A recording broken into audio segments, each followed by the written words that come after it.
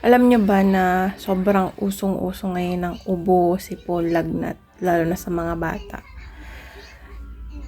Kaya't nung talaga, nagkaubot sipon ng mga anak ko, yung asawa ko bumili nitong kamay ni nanay na baby balm.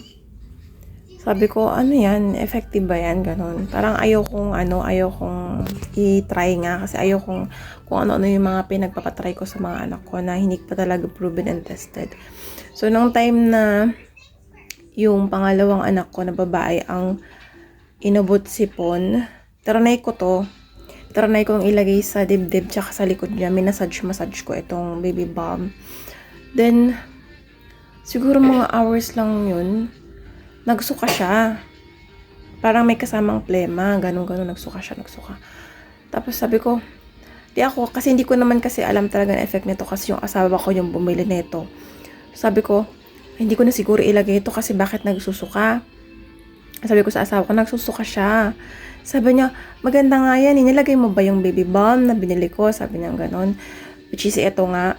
Sabi ko, nilagay ko, kaya lang hindi ko na nga nilagay kasi nga, nagsusuka siya.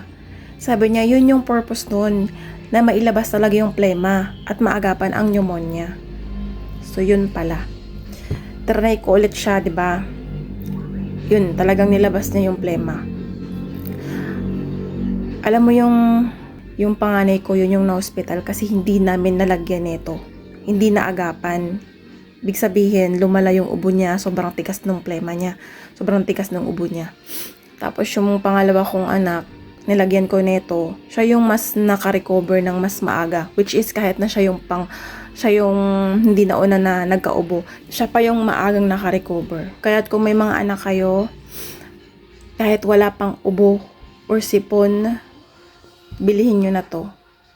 Para at least kapag meron na, mailalagay nyo agad para maagapan nyo. Maagapan ng plema, maagapan magka-pneumonia, maagapan ng ma-hospital. Eto.